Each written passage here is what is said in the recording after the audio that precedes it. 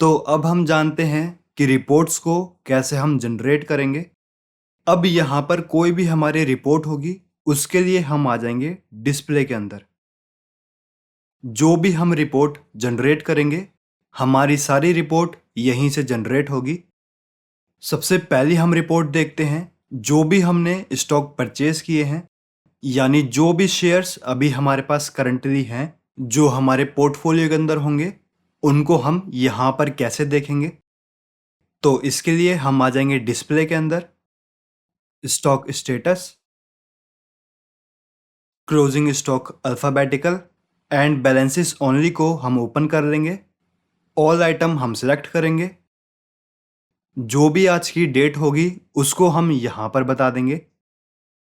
इसके बाद अगर हमें स्टॉक की वैल्यू भी चाहिए तो इस ऑप्शन को हम यस करेंगे।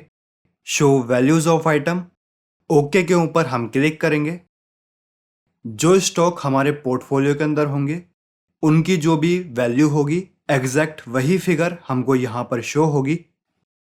ये मेरा पोर्टफोलियो है। जो अमाउंट मेरा इन्वेस्टेड है उसको आप यहाँ पर देख सकते हैं। अमाउंट हमारा एग्जैक्ट मैच हो रहा है। अगर हम स्टॉक की भी बात करें तो यहाँ पर भी एग्जैक्ट अमाउंट हमारा मैच हो रहा है।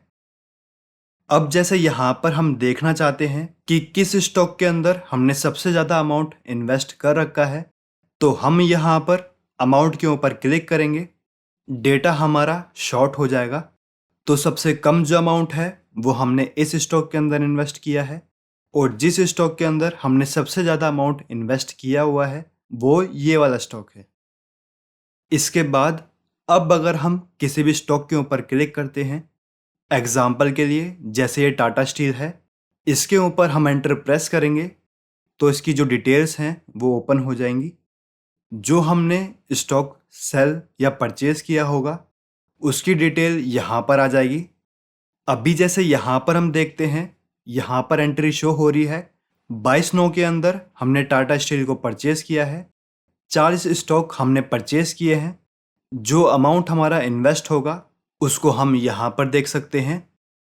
ऐसे ही अगर हम इसको सेल करते तो वो भी हमको यहीं पर शो होता। अगर इसके ऊपर हम एंटर प्रेस करें तो जो हमारी एंट्री थी वो यहाँ पर ओपन हो जाएगी। वापस हम बैक आते हैं तो ये हमारा स्टॉक स्टेटस हो गया। कौन कौन से स्टॉक हमारे पोर्टफोलियो के अंदर अवेलेबल हैं और कितना अमाउंट हमारा इन्वेस्ट है। सेकंड रिपोर्ट देखते हैं। सेकंड रिपोर्ट है हमारी प्रॉफिट एंड लॉस की। तो प्रॉफिट एंड लॉस हम कैसे देखें, इसके लिए हम आ जाएंगे डिस्प्ले के अंदर, फाइनल रिजल्ट्स, बैलेंस शीट और हॉरिजॉन्टल स्टैंडर्ड, इसको हम ओपन कर लेंगे। अब यहाँ पर हम डेट बता देंगे। अगर हम यहाँ पर किसी मंथ का देखना चाहते हैं तो उसकी डेट हम यहाँ पर डालेंगे। यहाँ पर अभी हम अप्रैल से लेकर आज तक की रिपोर्ट देखना चाहते हैं, यहाँ पर हमने डेट बता दी। इसके बाद इन दो ऑप्शंस को हम यस करेंगे। Update balance sheet stock and show ratios, इन दोनों ऑप्शन को हम यस करेंगे। ओके के ऊपर हम क्लिक करेंगे। ये हमारी बैलेंस शीट ओपन हो गई है।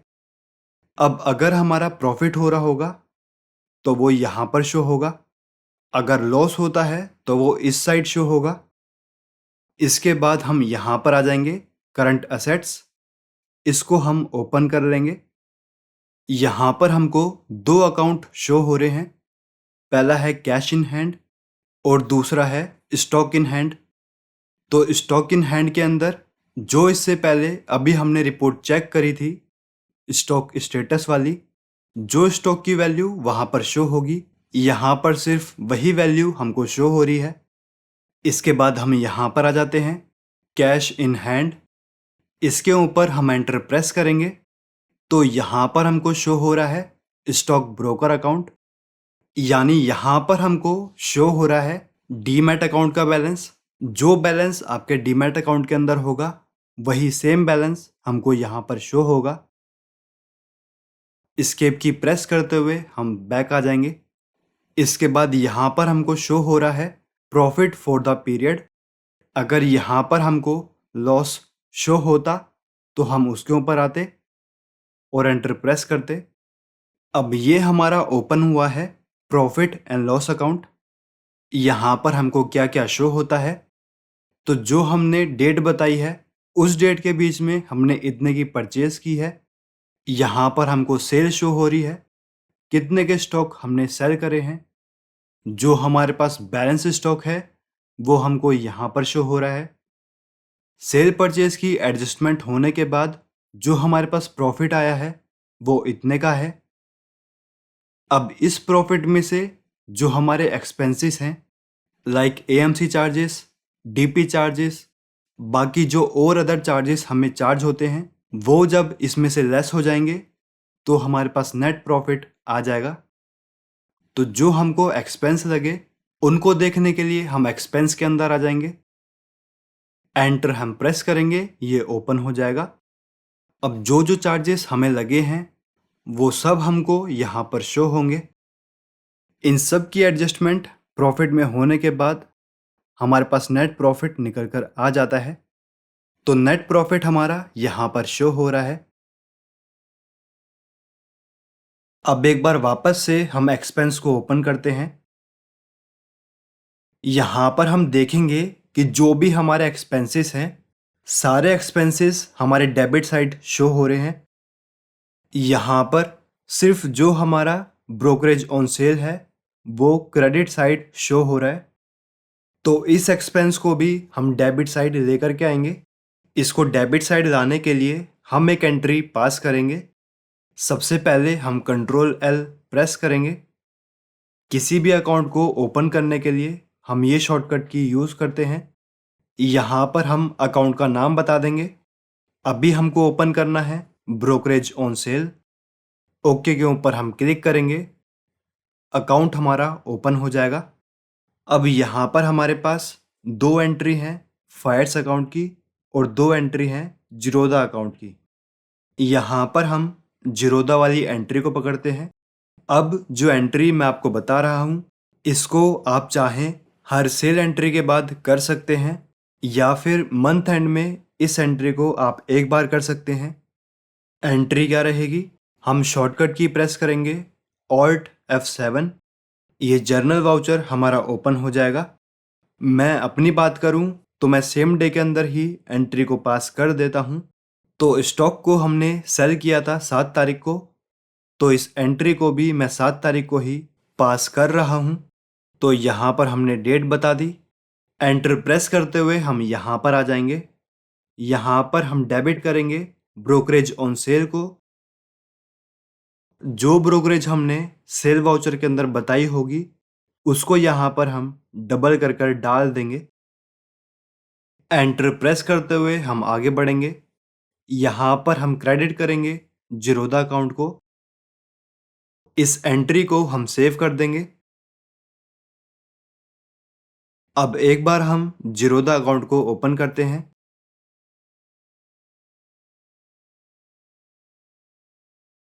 अब अगर यहाँ पर हम इस बैलेंस को जीरोदा अकाउंट से जो हमारा बैलेंस ब्रोकर अकाउंट के अंदर शो होगा अगर उससे हम इसको मैच करेंगे तो कुछ अमाउंट हमारा डिफरेंस के अंदर आ सकता है।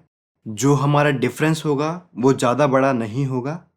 जो भी हमारा डिफरेंस बैलेंस आता है उसको हम अदर चार्जेस के अंदर डालकर इस अकाउंट को मैच कर लेंगे।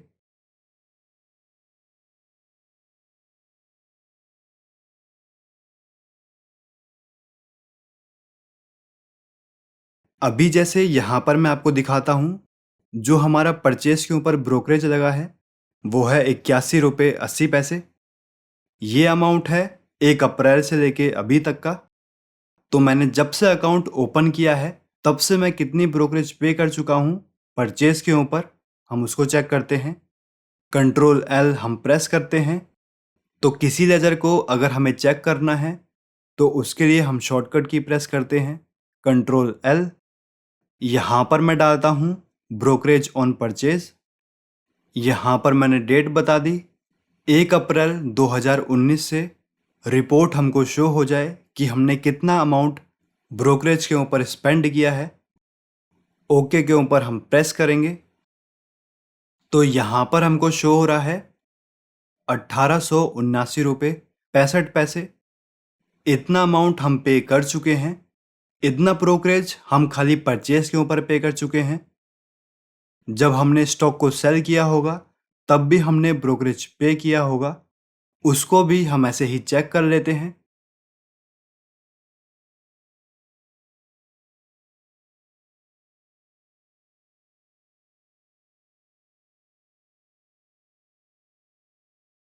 अब ये रिपोर्ट हमें शो हो रही है क्योंकि यहाँ पर मैंने जो डेटा मेंटेन कर रखा है वो 2020 से कर रखा है।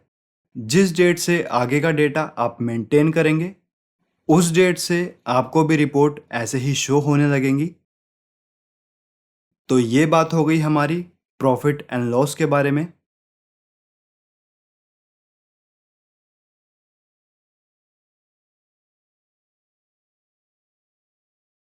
इसके बाद थर्ड रिपोर्ट हम देखना चाहते हैं कि किस डेट के अंदर हमने कौन कौन से स्टॉक को बाय और सेल किया हुआ है। तो पहले हम परचेज का देख लेते हैं। इसके लिए हम आ जाएंगे ट्रांजैक्शन के अंदर, परचेज और लिस्ट। यहाँ पर हम स्क्रीन के ऊपर क्लिक करेंगे और ओके के ऊपर क्लिक करेंगे। यहाँ पर हम देख सकते हैं ये डेट हमको शो हो रही है, स्टॉक का नाम यहाँ पर आ रहा है, स्टॉक की क्वांटिटी और रेट हमको यहाँ पर शो हो रहे हैं। सेम ऐसे ही हम सेल वाला डेटा भी निकाल देते हैं। यहाँ से हम बैक आ जाते हैं। यहाँ पर हम क्लिक करेंगे सेल्स और लिस्ट। स्क्रीन के ऊपर हम क्लिक करेंगे, ओके के ऊपर हम क्लिक करेंगे। अब यहाँ पर हमको डेट शो हो रही है। जो स्टॉक हमने सेल किए हैं उनके नाम हमको यहाँ पर शो हो रहे हैं। क्वांटिटी और अमाउंट हमको यहाँ पर शो हो रहे हैं। तो ये रिपोर्ट हो गई हमारी सेल और परचेज की।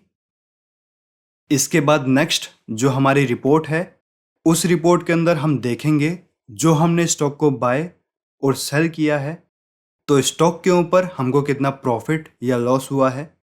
इस रिपोर्ट के लिए हम आ जाएंगे डिस्प्ले के अंदर, MIS रिपोर्ट। यहाँ पर हमको शो हो रहा है प्रॉफिटेबिलिटी रिपोर्ट्स। इसके ऊपर हम क्लिक करेंगे। यहाँ पर हम सेलेक्ट करेंगे item wise, all vouchers, all item. यहाँ पर अगर आप किसी एक मंथ का देखना चाहते हैं, बेसिकली जो हम डेट डाल रहे हैं वो ऐसा नहीं है कि आप एक ही मंथ का देख सकते हैं।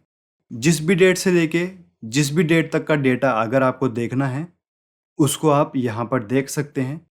डेट के ऊपर जो लिमिटेशन है बस वो यही है कि हम करंट फाइनेंशियल ईयर की रिपोर्ट ही निकाल सकते हैं। तो अभी हमने डेट बता दी, ओके के ऊपर हम क्लिक करेंगे। अब जो भी करंट फाइनेंशियल ईयर के अंदर स्टॉक हमने बाय और सेल किए होंगे यहाँ पर सिर्फ वही डेटा हमको शो होगा।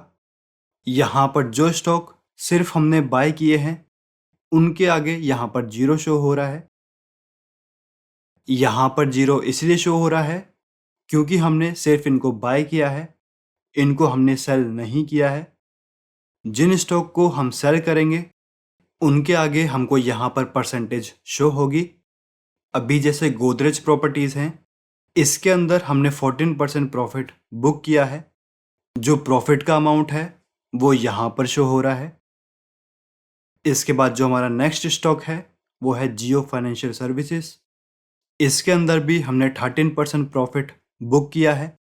प्रॉफिट का अमाउंट हमको यहाँ पर शो हो रहा है। अगर किसी स्टॉक के अंदर हमको लॉस होगा तो यहाँ पर परसेंटेज हमको माइनस में शो होगी। अभी जैसे विप्रो के अंदर परसेंटेज हमारी माइनस के अंदर शो हो रही है, तो इसके अंदर हमने लॉस किया है। जो लॉस का अमाउंट है वो हमको यहाँ पर शो हो रहा है। तो इस रिपोर्ट के अंदर हम इस तरीके से अपने डेटा को चेक कर सकते हैं। तो ये हमारी रिपोर्ट्स हो गई। कैसे हम मल्टीपल रिपोर्ट्स को जनरेट कर सकते हैं